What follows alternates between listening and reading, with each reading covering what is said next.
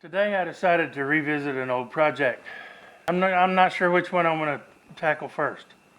Two of them you've already seen videos on. One of them was the Corian bowl, segmented bowl that I was working on that was an utter fail. I've looked at it, and one of the things I'm going to try to do with it is create a dam around it.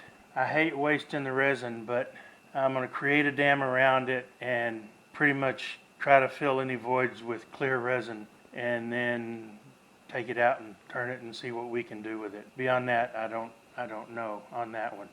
The other one is the blue resin box that I was working on. I'm going to address it as well. The third project got started before I was doing my YouTube channel. It's a really pretty live oak burl. I was making a lidded box, and I had some problems with it, so I set it aside. I'm going to address that one too. Which of these is going to be in this video? I don't know yet. Whichever one gets finished first. So those are my next three projects that you'll see videos on. They're all revisited. Two of them have been seen. Two of them have been seen. One of them hasn't. And you're just going to have to come along with me and enjoy the ride, I hope. Thanks. Y'all see my sponsors at the beginning of every video. And I'm always putting a link to Axe. Abrasive paste and the 10% discount code at the end of the videos, and y'all seen those too. But I've long been remiss at talking about my other sponsor, and Harneal Media is hands down the leader in web development, web design. What can he do for you?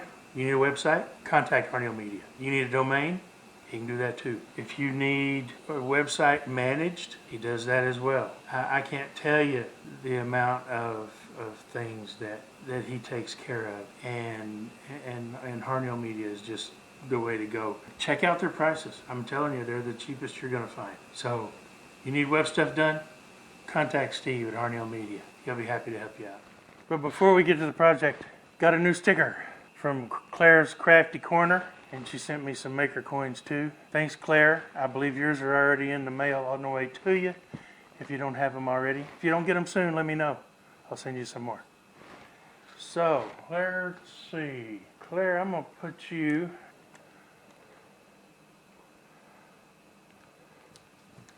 right there. Perfect. Thanks, Claire. As always, link right up here. Go check Claire out. She does a lot of things, a lot of cool, crafty things. She's starting to dabble in resin quite a bit now. She just built a new shed, and she's got a lathe that she's going to be setting up in it soon, I hope. You better get on the stick, girl. I want to see some turning. So, y'all go give her a look. She's a good gal. Remember this thing? Yeah, I do too. It's been sitting over here on the bench, cluttering, and I had some blue tape wrapped around it from where the last thing came apart, and that was right here. Well, when I took the tape off, this fell off as well. So I decided what I'm going to do. There may be some micro gaps in here someplace, and that's all well and good. I know there's one right here, and there's one there, and there's one there, and there's one there, and there's one there, and there's one. I mean, they're all over the place. So I think my best option is, I super glued this back down for the time being, but I think my best option to make sure that I get anything filled that's not is to create some kind of a vessel to put this in, or create some kind of a dam around it that I can pour clear resin in, inside and out, and then put it under pressure to make sure that it gets into these cracks. The problem is, I have to figure out, well, I've just got to make the dam. I may do this in two steps. I may create a dam around around the backside and fill it first, and when that's done, take that off and then put a dam around here and something inside here maybe even, and then fill this up. I hate wasting the resin, but I don't know of anything else to do, and I don't want to waste all of that effort and time that I've got into this. I'll figure something out, and when I do, I'll let you see it. I'm not sure why the audio didn't work on a couple of these videos, so I'm having to do a voiceover. I started by cutting the top off of a dollar store spouted bucket. I had to cut the top off anyway, otherwise it wouldn't be fitting in my pressure pot if I wanted to use it for a mold. So I used the top of that for a dam around the outside perimeter. For the inside perimeter, I used part of a distilled water bottle, and I hot glued both of those in place and wrapped everything with blue tape just to try to help secure the resin that I pour in it.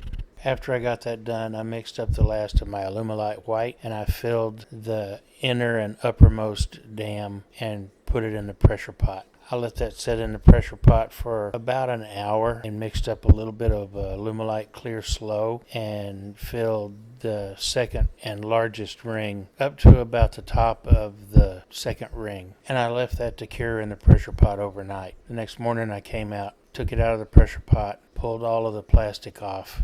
To smooth it all off, I ran it through my drum sander. Now I'm going to put me a hole in here so I can mount it on the chuck and see if I can clean this up some.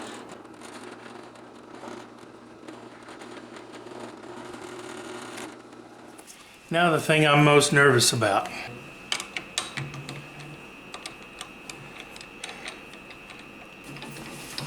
And why am I nervous? Well, because the last time I worked on this, it came apart and destroyed part of my dust collection setup and flew all over the shop, hit me, and I'm really not looking forward to that to happening again. This tenon in here isn't very deep and it's not dovetailed. So what I'm gonna do is keep this between centers as long as I can. When I was first working on this, if you remember, it was round. It's pretty close. It's only out of maybe a 32nd of an inch, looking at this over here. So it's not too bad. So what I'm gonna start doing is, before I remove this over here, which is really holding everything together, at least it's keeping it held in this way because that resin surrounds it all. I'm gonna start shaping the inside of this to try to reduce some of this mass because this thing is heavy. And the lighter I can get it, the more comfortable I will feel. And face shield, because if this comes apart, I'm not sure the face shield will even stop it. I'm gonna start slow, about 400 RPM is all. That hurts.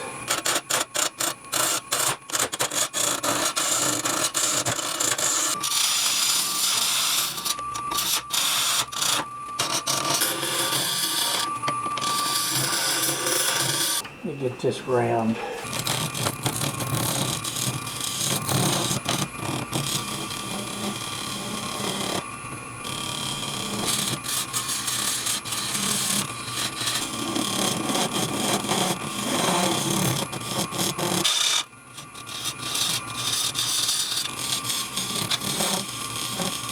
That's got it round enough.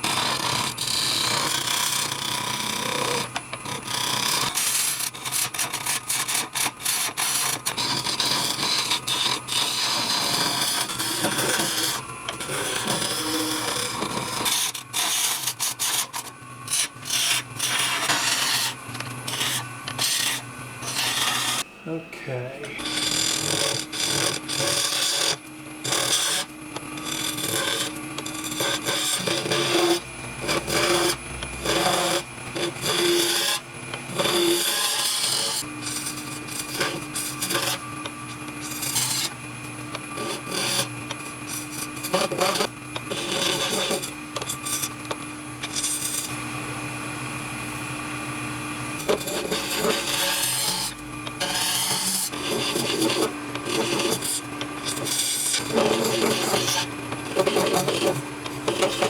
Really close.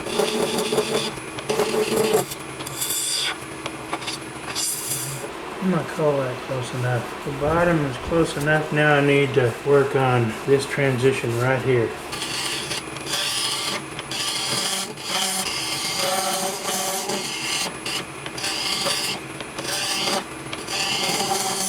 Okay, while I can, I'm gonna go ahead and sand this inside.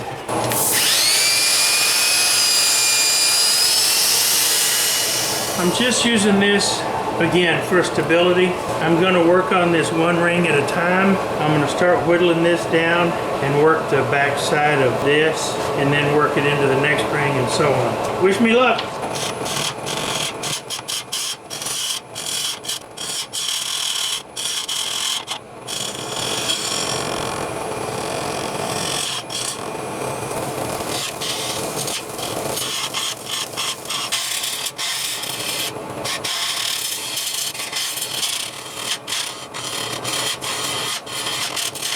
Boy, you can tell the difference in the density when you go between the Corian and the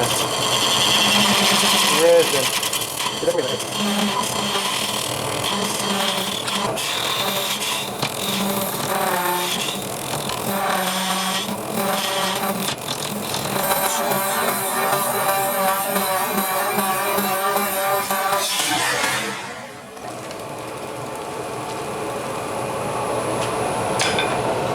Well. Glad I was wearing my face shield.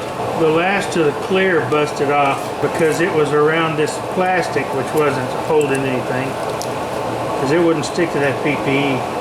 That PP, polypropylene. Alright, let me see if I can get that off and we'll recenter the chuck because it knocked it loose. When I get it all straightened out, I'll come back. Well, crap. When it came loose, this separated. So this ring separated from this ring that's under this resin. It didn't separate down there, it's just separated up here. So what I'm gonna do is I'm gonna flood this with thin super glue and I'm gonna pull this up against it and leave it clamped for a while. Actually, probably till in the morning. And what that means is I'm gonna have to re-sand some places in here. I'm gonna have to redo the inside of this. A small price to pay as long as I can keep it together.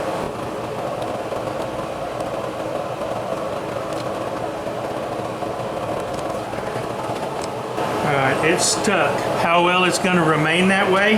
Well, that kind of remains to be seen because I'm going to leave this overnight. I want to make sure it sets up good. So when I come back in the morning, what I will do is redo the inside of this, and before I do any more out here, I'll bring this back up here for stabilization, and I will finish just the outer rim of this piece here, and then I'll flip it around and put it in the cold jaws and we'll finish the bottom. That's the plan. We'll see what happens. Okay, it's all back together. That loose spot has been sealed. I'm keeping this in place just to help stabilize it while I finish rough shaping the back. I'm going to try to get as much of the back shaped as I can down to a point before I turn it around and put it in the cold jaws.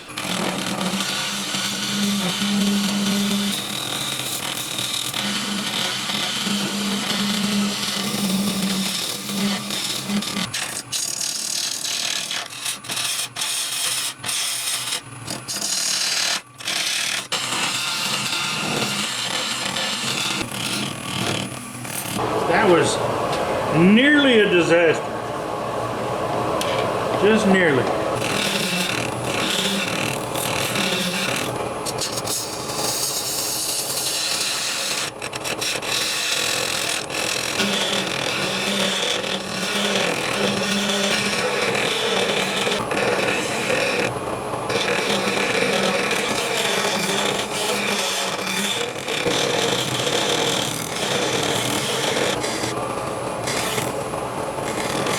I could continue to take this down to the original foot, but I don't really think I want to do that. I think this white aluminite is holding things together down there. So let me check my wall thickness and see what things look like, and we may sand this thing up. And then I can turn it around, put it in the cold jaws, and finish off the bottom.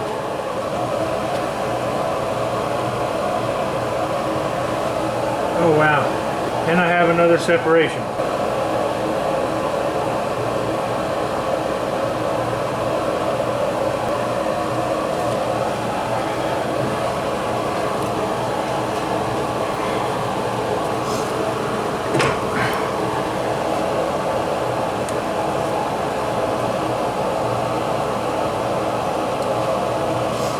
I knew this was too good to be true. Alright, I'll give this several hours to set up. On the bright side, I'm almost done. Okay, let's try this again. After I finish this, I'm going to sand it, and then I'll take that off, and I'll rework the inside, and I'll sand it. I need to take that ridge out right there.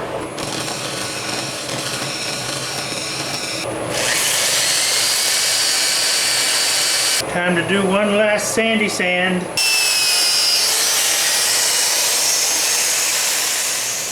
Okay, tried to dry sand. I'm not happy with it. Got streaks and that kind of stuff, and I'm just too picky. So wet sand it is, which is what I've always done for synthetic turnings like my pens and whatnot. So I'm starting out with 400 grit wet.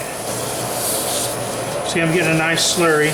I go longer with the 400 than I do anything else, because I want to make sure I get all of the grit marks and everything out of this before I get into the polishing grits. Now to the 1500. But first, give me a shop towel and wipe off any of the grit residue from the previous grit.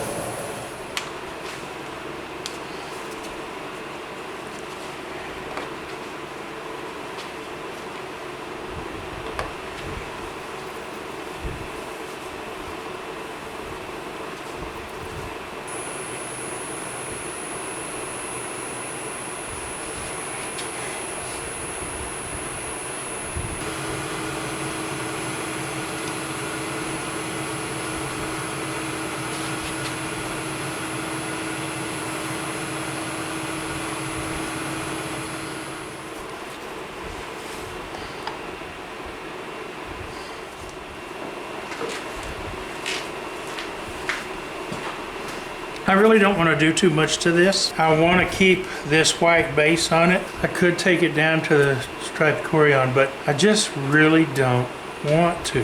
So what I'm going to do is I'm going to flatten this off, smooth this out in here, sand it up, and what I'll probably do is I'll put my sticker in the bottom of this and then shoot it with a coat of lacquer.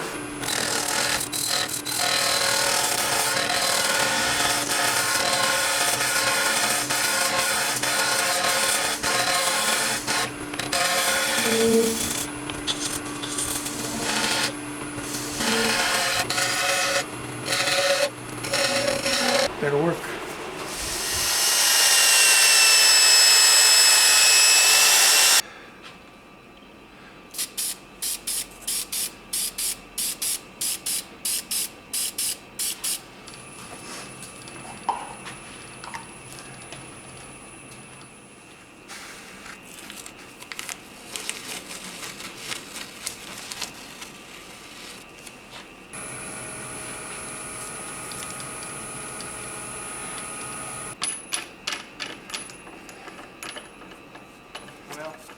Here it is, the first of the 3 previously failed projects.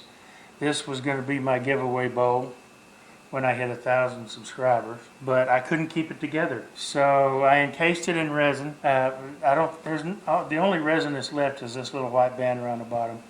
And the only thing the resin really did was kind of hold it together until I could get it all turned.